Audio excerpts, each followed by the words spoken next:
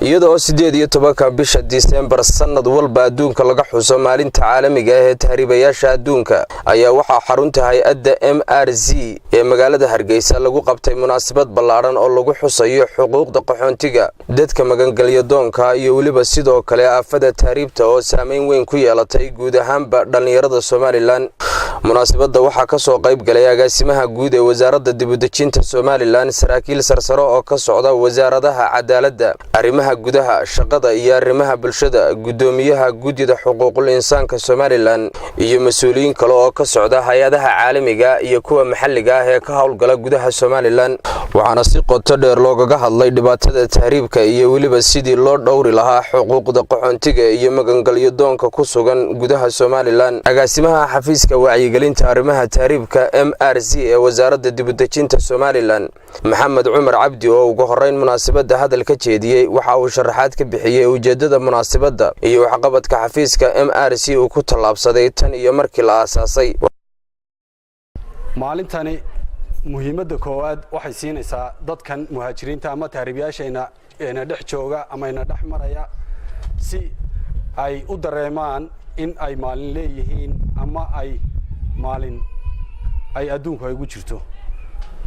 ruuxaantii waaxda muddo imaka waxay furneed 6 sano 6 sanadood waxay ka shaqeynaysay arrimaha tahriibta waxaana ka tirsantahay waaxdani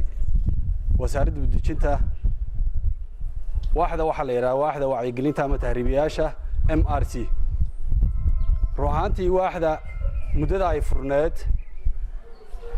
in ka badan gobolada ama iskuulada dugsiga sare waxay wacyigelin siisay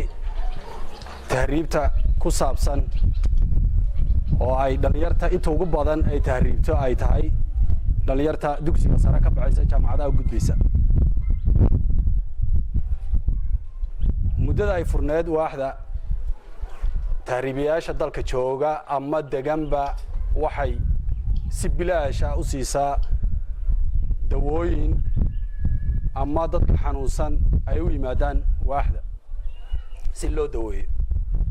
waxa kale oo munaasabada hadallo ka jeediyay mas'uuliyiin kala duwan oo ka socda hay'adaha caalamiga iyo kuwa maxalliga ah ee ka hawlgala gudaha Jamhuuriyadda Soomaaliland iyo waliba gudoomiyaha xafiiska xuquuqul insaanka Soomaaliland oo dhamaantoodba ku nuuxnuuxsaday sidii looga dagaalami lahaa aafada tahriibta isla markaana loo ilaalin lahaa xuquuqda dadka tahriibka ku soo galay gudaha Soomaaliland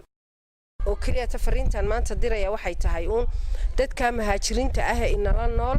waa in la ilaaliyaa way Soomaaliland aad bay u ilaalisaa sababaha ay u ilaalisana waxa kamid ah iyada laftirkeeda ayaa waqtiyadii ay dhacay markii xasuuqaya dagaalkii baana ku dhacay iyada laftirkeeda ayaa maxay ahayday ayaa wadamo kala deganeed marka waxaan munaasabada oo saacado badan ka socotay xarunta MRC waxa soo xidhay agaasimaha guud ee wasaaradda dibadejinta Soomaaliland Cabdinaasir Xaaji Daawud Warsame oo ku dheeraaday waxqabadka xukuumadda uu hogaamiye madaxweyne Axmed Maxamed Maxamuud Siilaanyo iyo sidii ay doorka muhiimka ah u siisay dhalinyarada Soomaaliland sidii looga badbaadin lahaa arrimaha tahriibka maanta waxa weeyaan waa maalinta loo asteeyay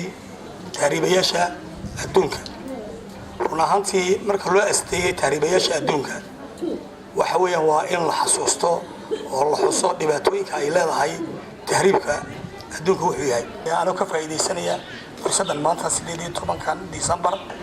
horta inaynu dib aynu horta ugu noqono inagu dhalinyaradeena oo ah xoogii maaragtay wax qabsiga ka dawlad ahaan iyo ka xisbi ahaan inaanu anagu ka xisbi ahaan iyo ka dawlad ahaanba aanu ku dadaalayno sidii aanu dhalinyarada u wacyigelin lahayn sidii ay wax u qabsan lahaayeen maantana goolay dawladda waxa hogaaminaya waa dhalinyaro oo aan oran karayo anagu dhalinyarada inta ugu waaweynahay da'dayda iyo generationkii aad iga yara ee aan dhali karayo anagu talaabada waanu qaadnay awoodda talada waxaan u dhiibnay waa dhalinyaro waxaan wasiiro ka dhignay waa dhalinyaro waxaanu agaasimayaal ka dhignay waa dhalinyaro waxa aanu ka dhignay hogaamiyaal waa dhalinyaro marka anagu awoodii dib waxaan ugu soo celinay dhalinyarada